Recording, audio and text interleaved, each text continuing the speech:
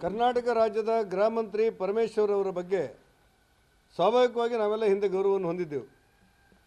ಯಾಕಂದರೆ ಯಾವುದೇ ಗಲಾಟೆ ನಡೆದರೆ, ಗಲಭೆ ನಡೆದರೆ, ದೊಂಬಿ ನಡೆದರೆ ಒಂದು ರೀತಿಯಲ್ಲಿ ನಿರ್ದಾಕ್ಷಿಣ್ಯವಾದ ಕ್ರಮಗಳನ್ನು ಅವರು ಮಾಡ್ಬೋದು ಅನ್ನುವಂಥ ನಂಬಿಕೆ ನಮಗಿತ್ತು.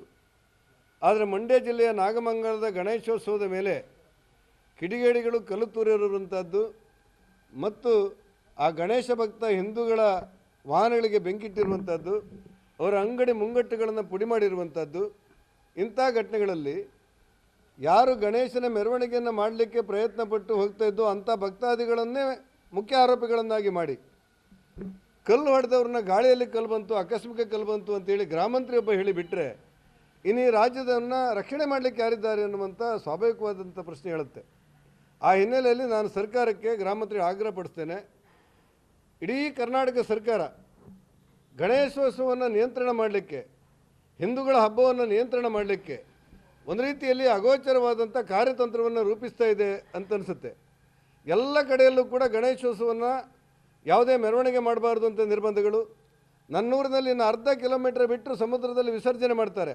ಅಂಥ ಸಂದರ್ಭದಲ್ಲಿ ಧ್ವನಿವರ್ಧಕವನ್ನು ಬಂದ್ ಮಾಡಿ ಮೆರವಣಿಗೆಗಾರನ ವಾಪಸ್ ಹೋಗಿ ಮಾಡಬೇಕು ಅನ್ನುವಂಥ ನಿಯಂತ್ರಣ, ಜಿಲ್ಲಾ ಮಟ್ಟದಲ್ಲಿ ನಡೆದಿರುವಂಥ ಕಾರ್ಯತಂತ್ರ, ಇಡೀ ರಾಜ್ಯದಲ್ಲಿ ಹಿಂದೂ ಹಬ್ಬಗಳನ್ನು ಅದರಲ್ಲೂ ಗಣೇಶೋತ್ಸವವನ್ನು ನಿಯಂತ್ರಣ ಮಾಡಲಿಕ್ಕೆ ಸರ್ಕಾರವೇ ಒಂದು ರೀತಿಯಲ್ಲಿ ಪೊಲೀಸರಿಗೆ ಒತ್ತಡ ತಂದಿದೆ ಅನ್ನುವಂಥ ಭಾವನೆಗಳಿರುವುದು ಇದರಲ್ಲಿ ವ್ಯಕ್ತ ಆಗುತ್ತೆ. ಸರ್ಕಾರದ ನಿಲುವು ಖಂಡನಾರ್ಹ. ಇಡೀ ಹಿಂದೂ ಸಮಾಜ ಅದರಲ್ಲೂ ಕೂಡ ಗಣೇಶೋತ್ಸವ ಮಾಡುವಂಥ ಗಣೇಶೋತ್ಸವದ ಎಲ್ಲ ಭಕ್ತಾದಿಗಳಿಗೆ ಇದನ್ನು ತುಂಬ ನೋವಾಗಿದೆ.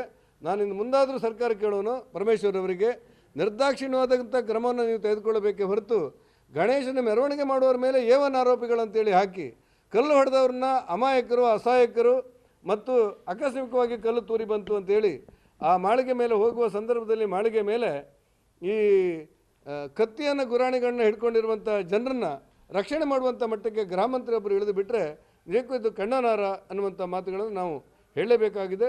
ಸರ್ಕಾರದ ವಿರುದ್ಧ ಇಡೀ ರಾಜ್ಯದಲ್ಲಿ ಪ್ರತಿಭಟನೆ ಮಾಡುವಂಥ ಅನಿವಾರ್ಯತೆ ಬಂದು ಇವತ್ತು ನಮಗೆ ಒದಗಿ ಬಂದಿದೆ ಅನ್ನುವಂಥ ಮಾತನ್ನು ಉಲ್ಲೇಖ ಮಾಡಬೇಕಾಗಿದೆ.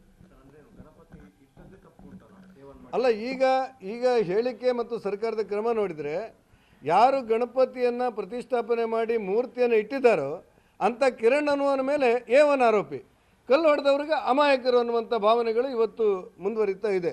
ಆ ಹಿನ್ನೆಲೆಯಲ್ಲಿ ಸರ್ಕಾರ ಮಾಡುವಂಥ ಒಂದೊಂದು ನಿಲುವು ಕೂಡ ಅತ್ಯಂತ ಖಂಡನಾರ್ಹವಾಗಿದೆ. ಮತ್ತು ಈ ಜಗತ್ತಿನಲ್ಲಿ ನಾವು ಕಂಡಿರುವಂಥ ಸತ್ಯ ಏನಂತ ಹೇಳಿದರೆ ಬಹುಸಂಖ್ಯಾತರಿಂದ ಅಲ್ಪಸಂಖ್ಯಾತರ ಮೇಲೆ ಕೆಲವು ಕಡೆಗಳಲ್ಲಿ ತೊಂದರೆ ಆಗುತ್ತೆ ಅಂತ ನಾವು ಕೇಳಿದೆವು. ಆದರೆ ಕರ್ನಾಟಕದಲ್ಲಿ ಹಾಗಲ್ಲ. ಅಲ್ಪಸಂಖ್ಯಾತರಿಂದಲೇ ಬಹುಸಂಖ್ಯಾತರು ಬದುಕಲಿಕ್ಕೆ ಆಗದಿರುವಂಥ ಪರಿಸ್ಥಿತಿಯನ್ನು ಸರ್ಕಾರ ಇವತ್ತು ನಿರ್ಮಾಣ ಮಾಡಿರುವಂಥ ಒಂದು ಅಪರೂಪದ ಘಟನೆ, ಅಪರೂಪದ ದೌರ್ಜನ್ಯಕಾರಿ ಅಂತ ಘಟನೆ ಇವತ್ತು ಕರ್ನಾಟಕದಲ್ಲಿ ನಡೀತಾ ಇದೆ. ಅದಕ್ಕೆ ಕಾಂಗ್ರೆಸ್ ಸರ್ಕಾರ ಅಂಥ ದೌರ್ಜನ್ಯ ಮಾಡುವವರಿಗೆ ರಕ್ಷಣೆ ಕೊಡ್ತಾ ಇದೆ ಅನ್ನೋದನ್ನು ಉಲ್ಲೇಖ ಮಾಡಬೇಕಾದಂಥ ಅನಿವಾರ್ಯತೆ ಇದೆ.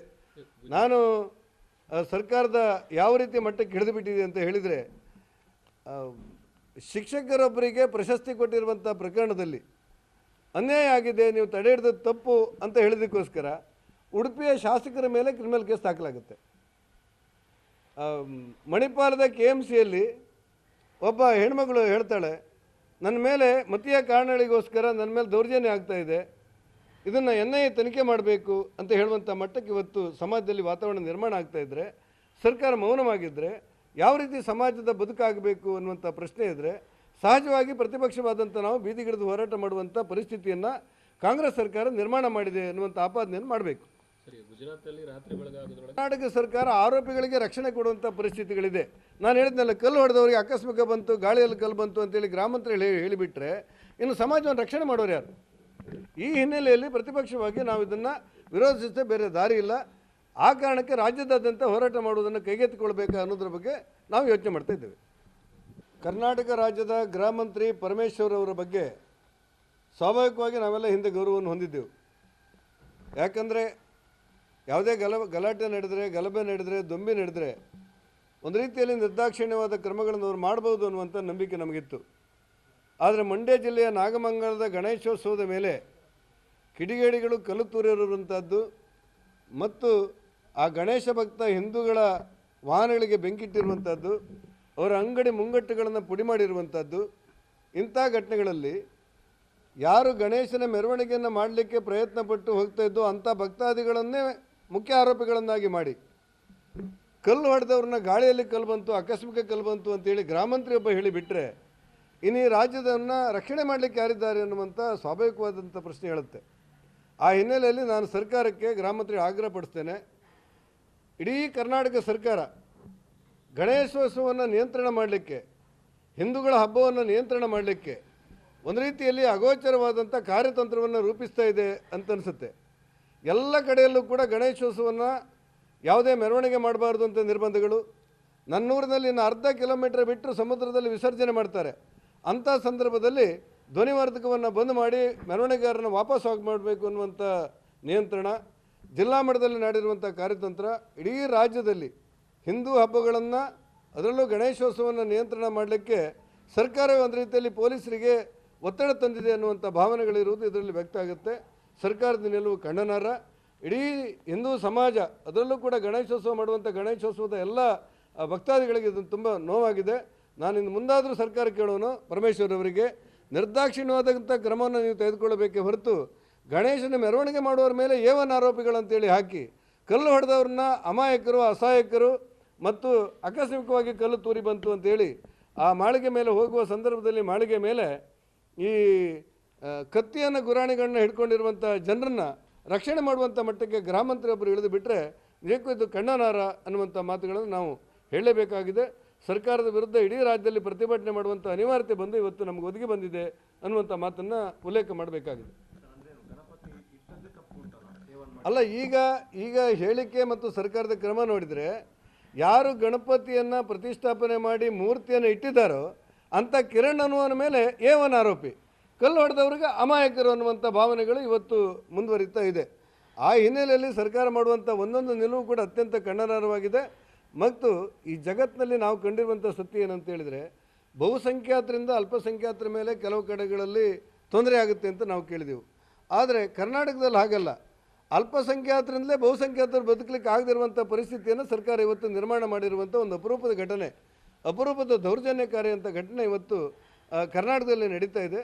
ಅದಕ್ಕೆ ಕಾಂಗ್ರೆಸ್ ಸರ್ಕಾರ ಅಂಥ ದೌರ್ಜನ್ಯ ಮಾಡುವವರಿಗೆ ರಕ್ಷಣೆ ಕೊಡ್ತಾ ಇದೆ ಅನ್ನೋದನ್ನು ಉಲ್ಲೇಖ ಮಾಡಬೇಕಾದಂಥ ಅನಿವಾರ್ಯತೆ ಇದೆ. ನಾನು ಸರ್ಕಾರದ ಯಾವ ರೀತಿ ಮಟ್ಟಕ್ಕೆ ಹಿಡಿದು ಬಿಟ್ಟಿದೆ ಅಂತ ಹೇಳಿದರೆ, ಶಿಕ್ಷಕರೊಬ್ಬರಿಗೆ ಪ್ರಶಸ್ತಿ ಕೊಟ್ಟಿರುವಂಥ ಪ್ರಕರಣದಲ್ಲಿ ಅನ್ಯಾಯ ಆಗಿದೆ, ನೀವು ತಡೆ ಹಿಡಿದ ತಪ್ಪು ಅಂತ ಹೇಳಿದಕ್ಕೋಸ್ಕರ ಉಡುಪಿಯ ಶಾಸಕರ ಮೇಲೆ ಕ್ರಿಮಿನಲ್ ಕೇಸ್ ದಾಖಲಾಗುತ್ತೆ. ಮಣಿಪಾಲದ KMCಯಲ್ಲಿ ಒಬ್ಬ ಹೆಣ್ಮಗಳು ಹೇಳ್ತಾಳೆ, ನನ್ನ ಮೇಲೆ ಮತೀಯ ಕಾರಣಗಳಿಗೋಸ್ಕರ ನನ್ನ ಮೇಲೆ ದೌರ್ಜನ್ಯ ಆಗ್ತಾ ಇದೆ, ಇದನ್ನು NIA ತನಿಖೆ ಮಾಡಬೇಕು ಅಂತ ಹೇಳುವಂಥ ಮಟ್ಟಕ್ಕೆ ಇವತ್ತು ಸಮಾಜದಲ್ಲಿ ವಾತಾವರಣ ನಿರ್ಮಾಣ ಆಗ್ತಾ ಇದ್ದರೆ, ಸರ್ಕಾರ ಮೌನವಾಗಿದ್ದರೆ ಯಾವ ರೀತಿ ಸಮಾಜದ ಬದುಕಾಗಬೇಕು ಅನ್ನುವಂಥ ಪ್ರಶ್ನೆ ಇದ್ದರೆ ಸಹಜವಾಗಿ ಪ್ರತಿಪಕ್ಷವಾದಂಥ ನಾವು ಬೀದಿಗಿಡಿದು ಹೋರಾಟ ಮಾಡುವಂಥ ಪರಿಸ್ಥಿತಿಯನ್ನು ಕಾಂಗ್ರೆಸ್ ಸರ್ಕಾರ ನಿರ್ಮಾಣ ಮಾಡಿದೆ ಅನ್ನುವಂಥ ಆಪಾದನೆಯನ್ನು ಮಾಡಬೇಕು. ಕರ್ನಾಟಕ ಸರ್ಕಾರ ಆರೋಪಿಗಳಿಗೆ ರಕ್ಷಣೆ ಕೊಡುವಂಥ ಪರಿಸ್ಥಿತಿಗಳಿದೆ. ನಾನು ಹೇಳಿದ್ನಲ್ಲ, ಕಲ್ಲು ಹೊಡೆದವರಿಗೆ ಆಕಸ್ಮಿಕ ಬಂತು, ಗಾಳಿಯಲ್ಲಿ ಕಲ್ಲು ಬಂತು ಅಂತೇಳಿ ಗ್ರಾಮಾಂತರ ಹೇಳಿಬಿಟ್ರೆ ಇನ್ನು ಸಮಾಜವನ್ನು ರಕ್ಷಣೆ ಮಾಡೋರು ಯಾರು? ಈ ಹಿನ್ನೆಲೆಯಲ್ಲಿ ಪ್ರತಿಪಕ್ಷವಾಗಿ ನಾವು ಇದನ್ನು ವಿರೋಧಿಸದೆ ಬೇರೆ ದಾರಿ ಇಲ್ಲ. ಆ ಕಾರಣಕ್ಕೆ ರಾಜ್ಯದಾದ್ಯಂತ ಹೋರಾಟ ಮಾಡುವುದನ್ನು ಕೈಗೆತ್ತಿಕೊಳ್ಬೇಕು ಅನ್ನೋದ್ರ ಬಗ್ಗೆ ನಾವು ಯೋಚನೆ ಮಾಡ್ತಾ ಇದ್ದೇವೆ.